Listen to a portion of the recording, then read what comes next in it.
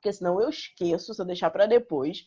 Antes de tudo, turma, alguém ficou com alguma dúvida nos exercícios entre o capítulo 6 e o capítulo 9 do nosso livro? Eu sei que eu já corrigi esses exercícios com vocês. Na verdade, eu passei já para casa, né? Sempre que eu termino o capítulo, eu passo esses exercícios para casa.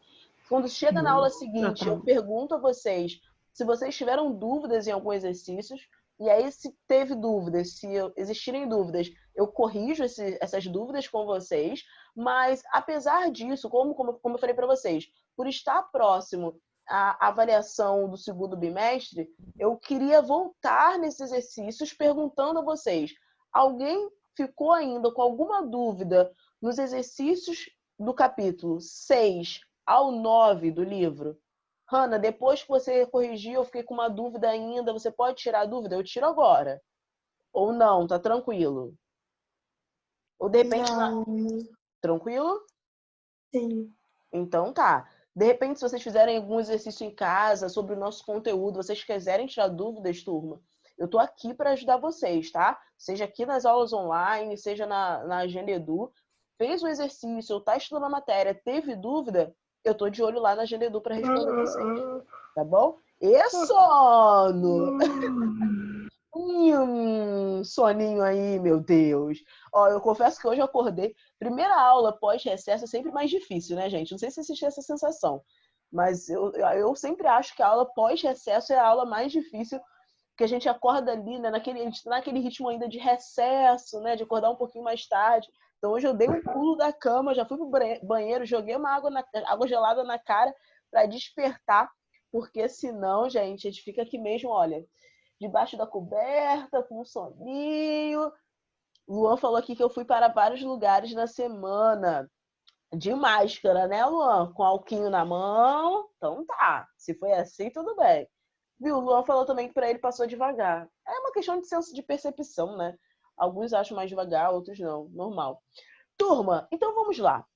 Antes da nossa semana de revisão, que será a semana que vem, hoje, o que nós iremos fazer? Nós vamos finalizar o conteúdo do capítulo 10. A gente conseguiu avançar bem no nosso livro 2. Então, hoje, eu vou finalizar com vocês o conteúdo do capítulo 10. Nós paramos na nossa última aula, né, antes do recesso, nós paramos na página 84.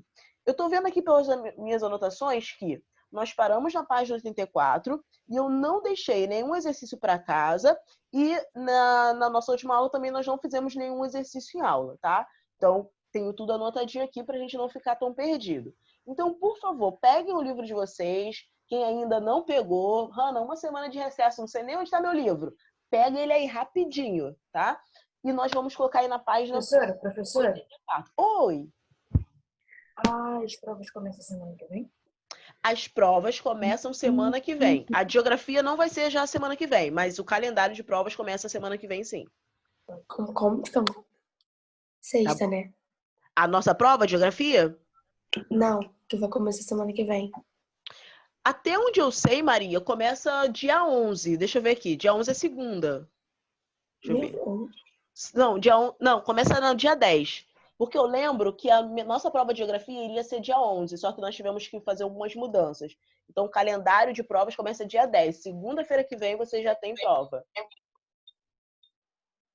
Tá bom? Então deve chegar o calendário hoje, né? Hoje vocês já devem ter revisão de algumas disciplinas já.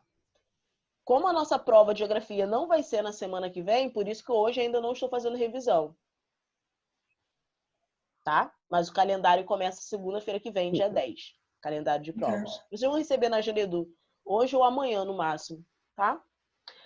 Então, turma, peguem os livros, os livros não, né? O livro de vocês, Geografia, e abram, por favor, na página 84. Também estou abrindo aqui o meu. Todo mundo com o livro aí? Sim. Show, ótimo. Turma, só para dar uma relembrada, né? Eu sempre gosto de fazer isso com vocês, para que a gente não venha começar o conteúdo assim meio que do nada, né? Principalmente pós-recesso. Nós iniciamos esse capítulo 10, perdão, na nossa última aula, falando sobre a região centro-oeste, né?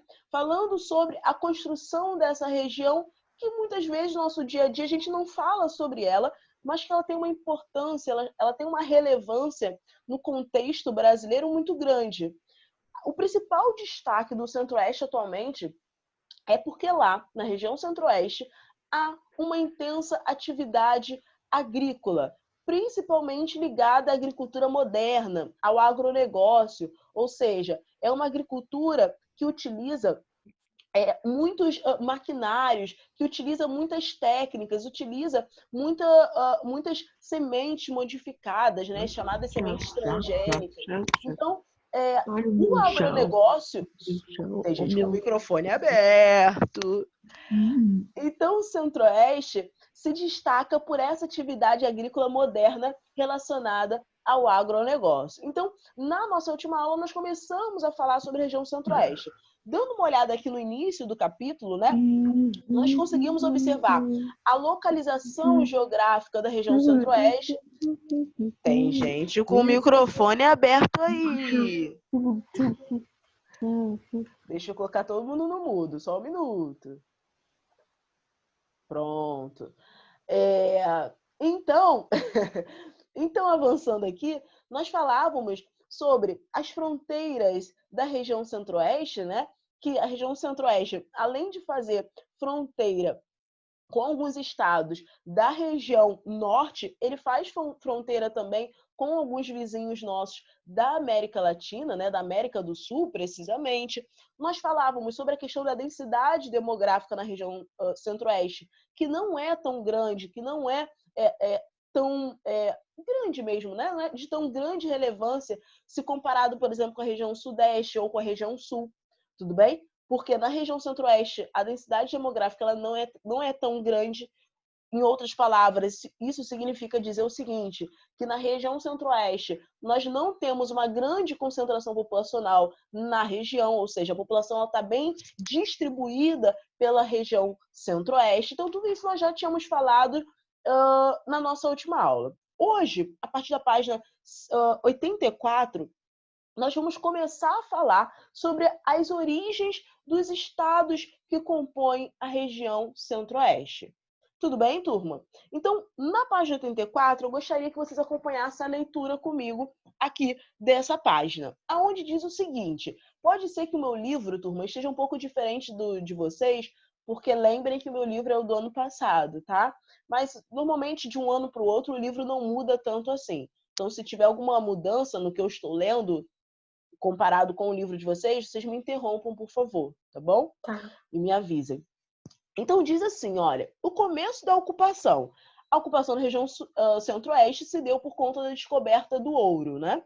Então, ele diz o seguinte: na segunda metade do século XVI, os colonizadores já haviam alcançado áreas que correspondem ao atual estado de Mato Grosso.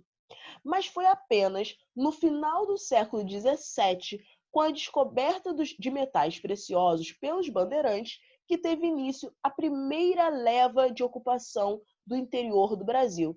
Turma, eu vou fazer uma pausa para lembrar vocês do seguinte. Quando nós estudamos a região Sudeste, eu não sei se vocês lembram, quando nós estudamos a região Sudeste, nós falávamos sobre os bandeirantes e os jesuítas. Eu não sei se vocês lembram. Que eu falei o seguinte para vocês, turma: os bandeirantes e os jesuítas foram fundamentais para a região Sudeste no sentido de que eles contribuíram para a ocupação do interior da região Sudeste, que lá no capítulo sobre o Sudeste chama o interior de sertão. Eu lembro que eu expliquei isso para vocês. Eu falei, turma, sertão não significa apenas o sertão nordestino, como nós estudamos lá quando nós falamos sobre a região Nordeste. Porque sertão, na geografia, para nós, sertão significa uma área ao interior, uma área interiorana. Tudo bem? Então, pode ser sim o sertão nordestino, que é uma sub-região do Nordeste, mas também sertão para nós significa qualquer área ao interior, afastado do litoral. Tudo bem? Então, quando nós falávamos sobre o Sudeste, nós falávamos o seguinte, que os bandeirantes, os jesuítas, eles foram fundamentais para a ocupação do interior da região Sudeste. Ou seja, os jesuítas e os bandeirantes saíram do litoral da região Sudeste e foram para áreas, por exemplo, de Minas Gerais, Diamantina, Ouro Preto, Mariana. Tranquilo? E por que eles saíram do litoral e foram para o interior? Porque eles estavam em busca de recursos que trouxessem dinheiro para eles. Então, os jesuítas foram em busca de indígenas, né, na ideia de catequizar, né, nem tinham objetivo ali de dinheiro inicialmente. E, por outro lado, nós tínhamos os bandeirantes que iam em busca de ouro, né, de exploração de ouro e de pedras preciosas. O mesmo aconteceu, como nós acabamos de ler, o mesmo aconteceu aqui na região centro-oeste, com a figura dos bandeirantes também indo para o interior, indo para as áreas, como ele diz aqui, do Mato Grosso. Ok? Tranquilo até aí, turma? Então percebam que os mesmos bandeirantes que foram para o interior do Sudeste também foram ao interior do Centro-Oeste, tá? Bom dia, Laurinha. Laurinha chegou aqui, bom dia. Nós estamos na página 84, tá, Laurinha? Então ele continua... Oi, Maria. Deixa eu mandar rapidinho. Sim, claro. Eu lembro que você tinha falado que esse capítulo Centro-Oeste, ele não acaba aqui, ele vai ter continuação no capítulo 10. Mas aí vai chegar a também pegar o capítulo 10 pra gente estudar pra prova? Sim, esse capítulo 10 é sobre o Centro-Oeste também, que cai na prova. Tá? O capítulo 10 também cai na prova? Cai. Como eu falei com vocês, o conteúdo da nossa segunda avaliação é do capítulo 6 ao capítulo 10. São 5 capítulos. Tá? E aí, na semana que vem, como são muitos capítulos, na semana que vem eu vou trazer para vocês uma listinha de 10 tópicos mais importantes para vocês estudarem para a prova, como eu fazia no passado, lembra? Tranquilo? Sim, Não? eu pensei que estava de microfone ligado. Então, eu vou fazer isso, tá? Então, fiquem tranquilos. Então, ele continua dizendo o seguinte, nós paramos... Foram os bandeirantes paulistas buscando indígenas para aprisionar, que adentraram o interior e descobriram ouro nas margens do rio Cuiabá, em terras do atual estado do Mato Grosso. Mais tarde, em 1725, outro núcleo de mineração foi encontrado na porção central do atual estado de Goiás, pela expedição liderada pelo bandeirante Bartolomeu Bueno da Silva, o chamado Anhanguera. Turma, então, se vocês prestarem atenção aqui na leitura inicial dessa página 84, a ocupação do Centro-Oeste começou no Mato Grosso e depois se expandiu para Goiás. E aí, na parte abaixo aqui, que nós vamos ler agora, vem falando sobre as origens do estado de Goiás. Então, ele diz o seguinte aqui. A exemplo do que ocorrera em Minas Gerais, chegaram às terras que hoje formam a região centro-oeste enormes contingentes de mão de obra para o garimpo de ouro. Foi o que eu adiantei logo no início, né, da nossa leitura. Assim, a mineração do ouro levou as primeiras populações não indígenas para a região no século XVII. Essas pessoas motivaram a fundação de vários núcleos de povoamento, que posteriormente deram origem às cidades de Goiás, que era chamado de Vila Boa de Goiás, Pirenópolis, Lusiânia, Santa Cruz de Goiás, entre outras. Povoada, a região criou-se em 1748 a capitania de Goiás, desmembrada de São Paulo e tendo Vilas Boas de Goiás como sua primeira capital. Turma, quando a gente lê esses textos que ele fala sobre as origens, né, das regiões, as origens dos estados, eu sei que ele apresenta muitos dados, né, muitos números, muitos anos. Hanna, é preciso decorar isso? Não, tá? Eu não preciso, não quero que vocês fiquem decorando as datas, tá? Isso não é fundamental aqui para nós nesse momento. O que é mais importante entender nisso tudo que a gente estuda, nisso que a gente está comentando sobre a evolução, né, o povoamento das regiões brasileiras, é que vocês entendam quais processos ocasionaram o povoamento das regiões. Então, por exemplo, o que nós começamos a ler aqui sobre a região centro-oeste, sobre o povoamento da região centro-oeste, o que é mais fundamental, o que é mais importante que vocês saibam? É que vocês saibam e entendam que o ouro, a exploração do ouro feita pelos bandeirantes, foi fundamental para o povoamento da região centro-oeste. Isso, para mim, é o mais importante que vocês entendam. Agora, entender em que ano foi não é tão relevante assim para nós de geografia. Talvez para a história isso seja mais importante, mas aqui em geografia não, tá? É claro, eu sempre comento as datas para vocês, para que vocês consigam se localizar no tempo, né? Saber quando isso aconteceu, mas não é tão fundamental que vocês saibam ou decorem as datas, não. Tá? Preciso destacar isso para que ninguém fique preocupado. Ai, Hannah, eu não consegui gravar o ano aqui, como eu vou fazer a prova? Não fica preocupado com relação de ano, não, porque nunca você vai ver uma prova te cobrando em que ano foi criado o estado de Goiás. Não vai ter isso, tá? Não vai aparecer.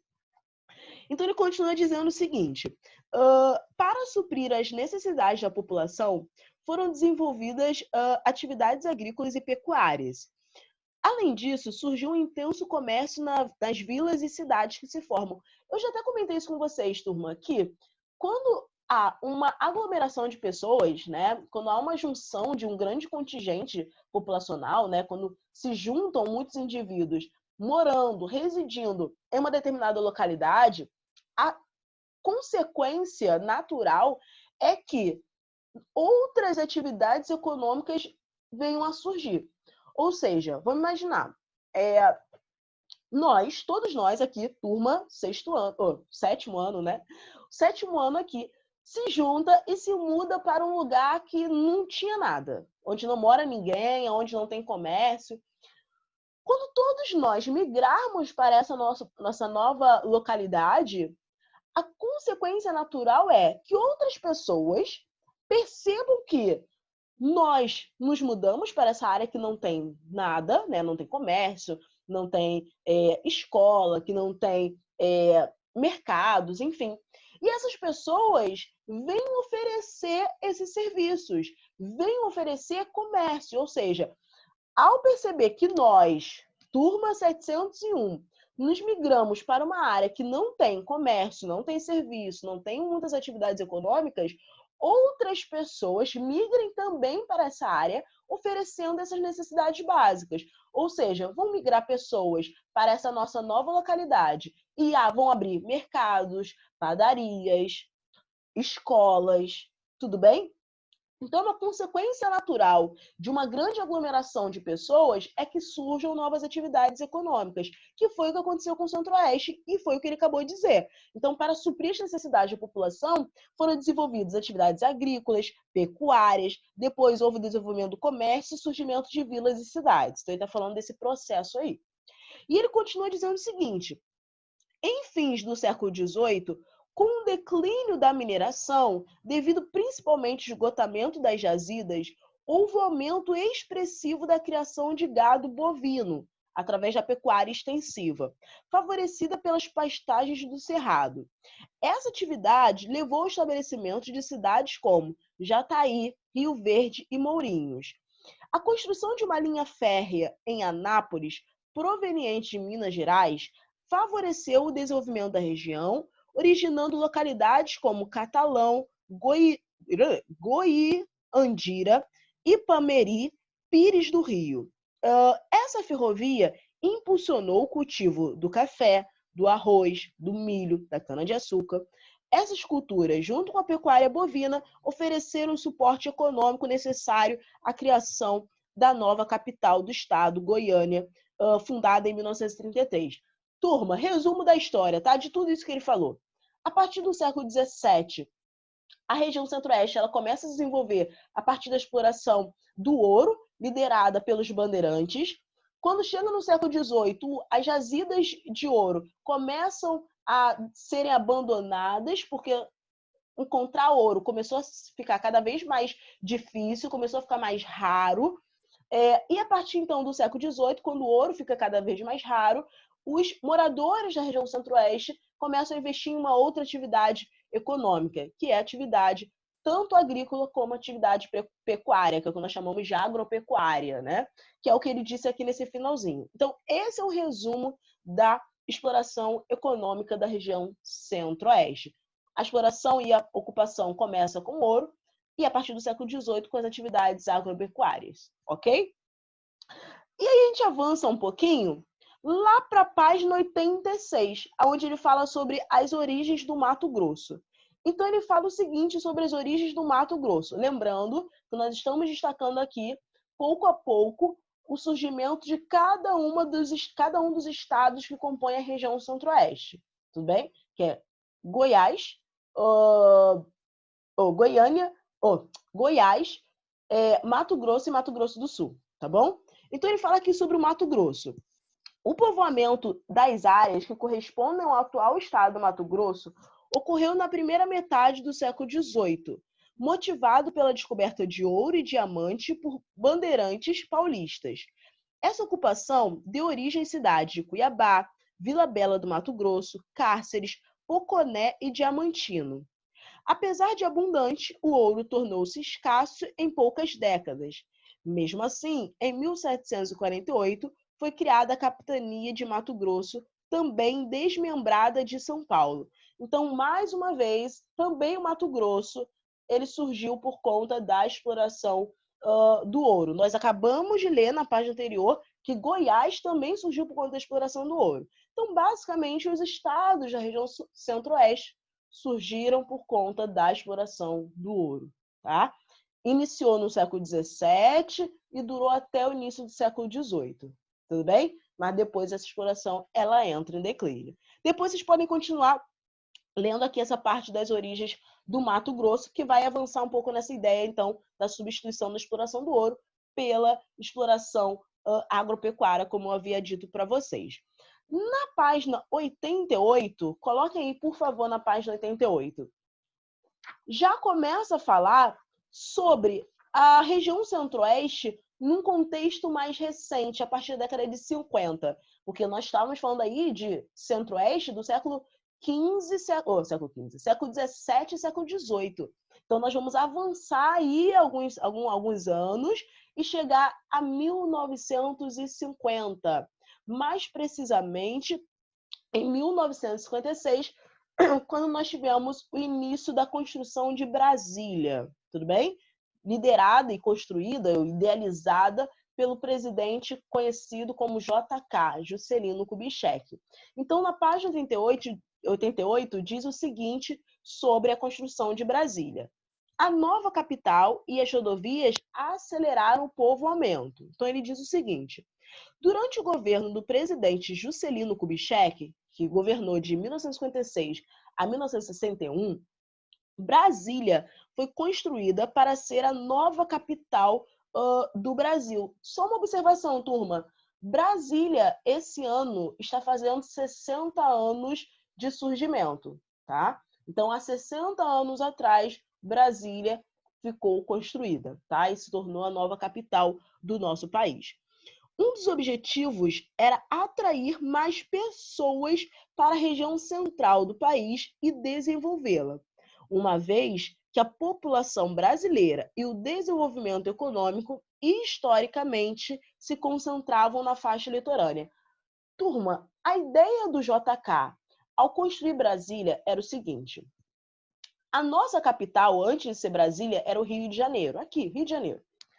Só que JK, ele tinha dois objetivos ao construir Brasília, lá no interior do Brasil. O primeiro objetivo dele era afastar a capital política do nosso país da área onde havia grande concentração de pessoas. Ou seja, a ideia de JK era o seguinte: tirar o centro de decisões políticas do nosso país da área muito povoada e colocar numa área pouco povoada. Por quê? Por que ele queria fazer isso, Hannah? Qual é o objetivo dele com isso? Por quê? JK pensava o seguinte: deixar a nossa capital no Rio de Janeiro é esperar problemas futuros. Por quê? Se nós temos ali o centro de decisões políticas, qualquer decisão política que for tomada que não agrade a população vai ficar cheia de raiva e vai reivindicar, vai fazer greve, vai fazer protesto no centro, né, nos prédios, em frente aos prédios, onde as decisões políticas são tomadas. Então, o JK falou, epa, pensando lá na frente, vamos tirar então a nossa capital, nosso centro de decisões políticas da área mais povoada do nosso país, que era ali o Rio de Janeiro, e vamos trazer para o interior que não é tão ocupado assim. Então, as decisões políticas que nós tomarmos aqui em Brasília, elas não vão estar tão reféns do desejo da população brasileira, porque vai ser mais difícil a população brasileira fazer protesto, fazer greves aqui na frente dos nossos prédios, porque aqui não tem tanta gente morando. Maria falou, ele pensou muito bem. Pois é, essa foi uma sacada que ele teve. E qual o segundo objetivo dele? Que eu falei que tinham 2 objetivos. O segundo objetivo de JK, ao afastar, trazer, né, a capital do Rio de Janeiro para Brasília, foi o seguinte, trazer desenvolvimento para o interior do Brasil. Por quê? Se as decisões políticas são tomadas ali em Brasília, no interior do Brasil, no centro do nosso país, isso vai também atrair, de certa forma, ao longo dos anos, pessoas para morar ali em Brasília. Tudo bem?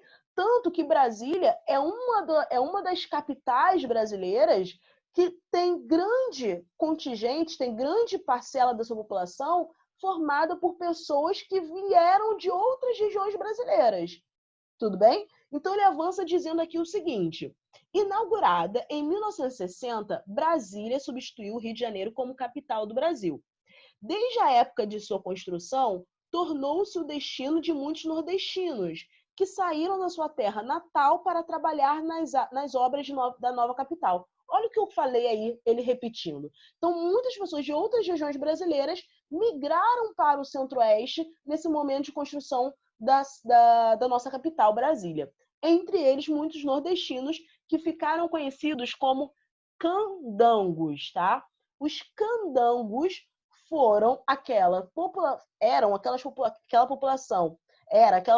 nordestina que saiu do Nordeste para trabalhar em Brasília, principalmente na construção civil, tá? Isso já foi questão de prova. Quem eram os candangos? Os candangos foram os nordestinos que migraram da região Nordeste para Brasília, no contexto de construção de Brasília, para trabalhar na construção civil, tá? Isso já foi questão de prova. Então, ele continua dizendo o seguinte, durante o governo de Kubitschek, que priorizou também a construção de diversas rodovias pavimentadas, ligando a capital federal a outras regiões do Brasil. Por quê? Ao mesmo tempo que Juscelino, né, o JK, ele queria afastar as decisões políticas do Rio de Janeiro, trazendo para Brasília, ele queria também contribuir para o desenvolvimento ali da região centro-oeste, né, das áreas mais ao interior do Brasil. Então, ele investiu muito nas rodovias, tá? Então, aqui nessa página 88, nós temos um mapa que mostra essa linhazinha mais escura, né, que mostra as principais rodovias saindo de Brasília, e também nós temos nas linhas vermelhas as demais rodovias existentes no nosso país. Tudo bem? Então, JK foi o presidente que mais investiu em rodovias, ok? Porque ele queria o desenvolvimento do interior do Brasil e ele acreditava que esse desenvolvimento necessitava dessa construção de rodovias, para que a população pudesse se deslocar das outras regiões do Brasil e chegar à região centro-oeste. Turma, tá tranquilo até aí? Falem comigo. Sim, não? Sim. Ótimo. Na página 90 e na 91, vem falando, como eu tinha comentado lá no início com vocês, sobre a importância do agronegócio para o desenvolvimento e a urbanização do Centro-Oeste. Só fortalecendo o que eu falei logo no início da aula, depois vocês podem ler nessa página 90 e na página 91, O agronegócio para o Centro-Oeste, hoje em dia, é a principal atividade econômica, tá bem? Que foi ganhando destaque desde o século XVIII, se fortaleceu na década de 60 e 70 por conta da Revolução Verde, né? Que nós já falamos o que é a Revolução Verde com vocês em outros momentos, e que hoje em dia faz com que a soja desenvolvida no Centro-Oeste seja a principal atividade agrícola, a principal atividade econômica desenvolvida ali no Centro-Oeste e que contribui para a grande quantidade de recursos que o país, o nosso Brasil, obtém hoje em dia. Então, grande parte do nosso PIB, né, grande parte do que o Brasil consegue de dinheiro, vem da venda da soja que é cultivada e desenvolvida no Centro-Oeste. Então, aqui nessa página 90 e na 91, vem falando um pouco mais sobre a importância da soja e o desenvolvimento do agronegócio no Centro-Oeste, tá? Depois vocês, por favor, deem uma lida. E para nós finalizarmos o nosso capítulo, na página 93, vem falando sobre a cultura do Centro-Oeste, tá? Então, aqui vem falando um pouquinho, olha só, preste atenção, na página 93, tem uma imagem, essa imagem aqui, olha, de uma dança típica, e na legenda vem falando algumas principais atividades culturais existentes no Centro-Oeste. Então ele fala aqui, olha, a dança do Siriri, típica da região Centro-Oeste, que remete às brincadeiras e aos divertimentos indígenas. Ela apresenta muitas variações de coreografias, mas sempre representa o culto à amizade e ao respeito. Os participantes da dança formam uma grande roda e um par, de cada vez baila no centro. Então, eles formam uma roda e duplas vão para o centro dançar, o centro dessa roda. Enquanto esperam sua vez, os demais casais batem palmas e dançam ao ritmo da música. Outras vezes, o siriri é dançado em filas compostas por homens e mulheres, uma de frente para a outra. Então, ele está dando exemplo de uma atividade cultural existente no Centro-Oeste. Mais uma vez, nessa página 93, ele vem falando e desenvolvendo aí um texto falando sobre as principais atividades culturais ali da região Centro-Oeste. Turma, finalizamos assim o nosso capítulo 10. Dúvidas até aí, turma? Falem comigo, quero ouvir vocês. Abre o seu coraçãozinho. Tranquilo? Ou, Hanna, muito difícil? Oi? As pessoas que foram para Brasília para trabalhar, eles trabalharam em outras profissões ou foi só para construir a série? Inicialmente, Emanuel, né, que tá falando comigo? Não, é Rodrigo. Rodrigo, inicialmente foram para trabalhar na construção civil. Construção civil é construir moradias, prédio de forma geral. E Brasília demorou 4 anos para ser construída. Então, as primeiras pessoas que migraram para Brasília, né, para o Centro-Oeste, de forma geral, foi para trabalhar na construção mesmo, na construção civil. E depois, claro, ao longo dos anos, foram migrando para as outras atividades econômicas. Mas, inicialmente, era construção civil. Tá bom? Professora. Tá. Oi. Esse povoamento de Brasília, quando ela começou a ser construída, como ela foi feita? As pessoas de outros municípios, cidades, foram vindo por meio de propagandas ou... Houve, Maria, um grande estímulo do governo para que essa população viesse de outras regiões para o Centro-Oeste. Sim, eles foram muito incentivados pelo governo brasileiro. Tá. Tá bom? Valeu, foi. Era minha dúvida. Turma, por favor, escrevam o nome de vocês no chat para que eu possa dar presença em off, tá bom? Não esqueçam não, tá? E aí, na semana que vem, nós nos encontramos, como eu havia dito para vocês, e aí eu vou trazer a listinha dos 10 principais tópicos que vocês devem estudar para a prova que vai acontecer nas próximas semanas, tá bom? Tá. É isso. Vou esperar vocês terminarem de escrever o nome aqui no chat. Ah, por favor, façam os exercícios desse capítulo 10, tá? Lembrando, né, que sempre que a gente termina o capítulo, eu passo os exercícios para casa. Então, por favor, façam os exercícios do capítulo 10 para casa, tá? Sim, terminei hoje, Rian.